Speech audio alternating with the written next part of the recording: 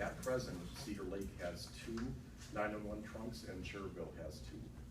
If those trunks are transferred from one community to the other, you only have 2 effective trunks. So that would mean that if Cherville is taking 2 911 calls simultaneously and Cedar Lake has a 911 call that comes in, they will be busied out. If they aren't, they'll be moved to Dyer, which they lose that connectivity on October 21st when that shifts over, because Cedar Lake and Cherville are still operating under the old AT&T 911 system. When we make that transfer over, we'll be on a totally separate 911 system at that point. There's no connectivity between the 2 entities. 15 units, including the county government, that have signed the interlocal agreement.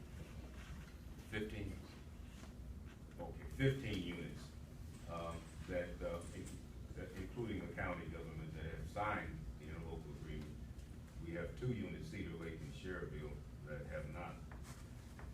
And so, as a consequence, we can't receive our allocation right now. And so we're still discussing, every finance committee meeting, there's some residual discussion about that. The other discussion. I was not here, and there was an article that came out in the Times about E-911 where I believe the quote was, pull it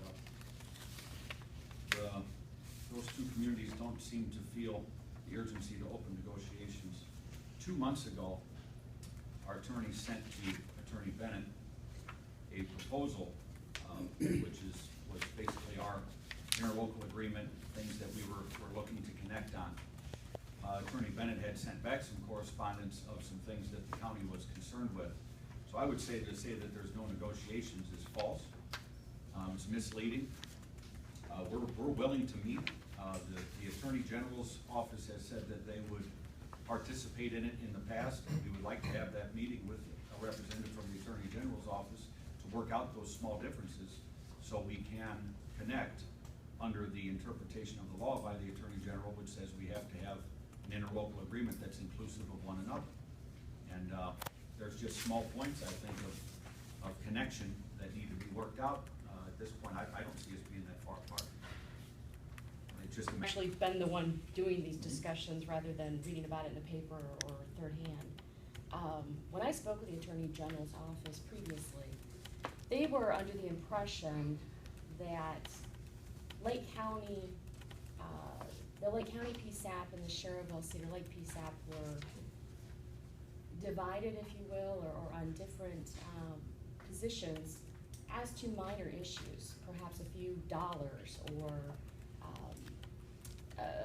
programming situation versus the openness of the discussions of where they were at in the sense of radios, lines, sites, nothing specific. And that was what I had shared with them, is that there wasn't anything that was on paper to tell them, hey, we are 100,000 apart or 1 million apart, that there wasn't something hard and fast to be able to do that. That was not what they understood when they had contacted me initially. My expression to them is that obviously if they will take this on and share in any discussions, that clearly there would be, the county was willing to do so. Under the circumstances at the time, they were not willing to do so because it was not as simple as what you're stating. That's right. Furthermore, as for the current discussions that have happened, the proposal that was put out there from Cedar Lake and Cherville, as Attorney Norris and I have discussed at length,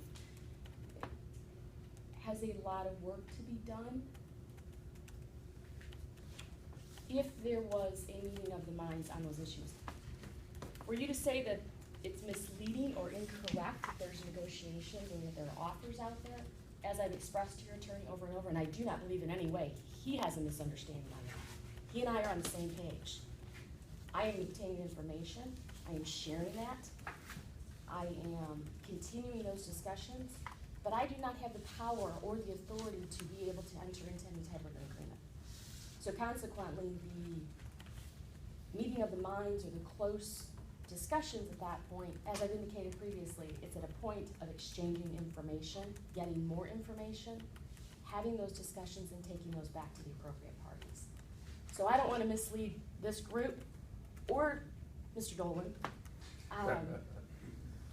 with the impression that something is very close, because I cannot put it out in that regard.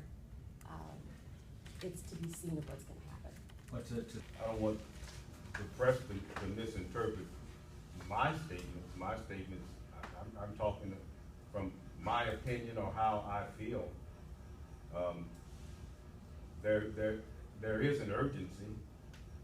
At some point, Motorola is going to finish their work, and the other contractors are going to finish their work, and we're going to physically consolidate out here, and you're going to flip the switch, and from what you're saying, it probably will happen, what, the next couple of months?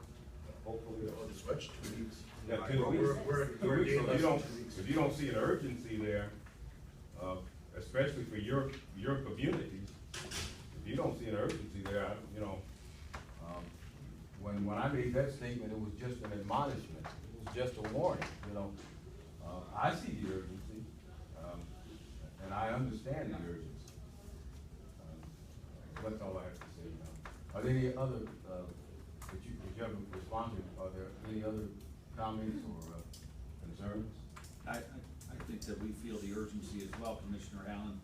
I think that the attorney negotiation part of this started when we had both sent interlocal agreements to the Attorney General's office, and the comment that was given back to us was that since they didn't include each other, neither of them was necessarily viewed as a connecting document to be able to access these funds that Brian had talked about earlier. And so that's why at an administrative level, we're trying to hammer out some issues first before we come into a meeting, so we do have some ground laid and some platform and a foundation built, so the meeting doesn't just turn into a back and forth and nothing happens. So we've actually got something administratively that can be workable to build from. That is the spirit of what this communication has been. Because we're trying to reach that goal as well.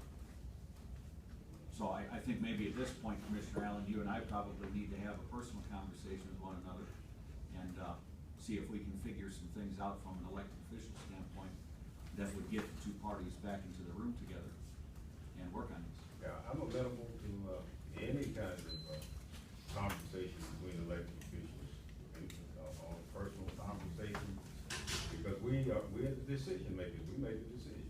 We ultimate decision, so if we don't communicate, we can't make a decision if there's no communication among us. There has to be communication among the elected officials. Because I may view those points that Attorney Bennett and Attorney Norris have been going back and forth on as minor, you may not.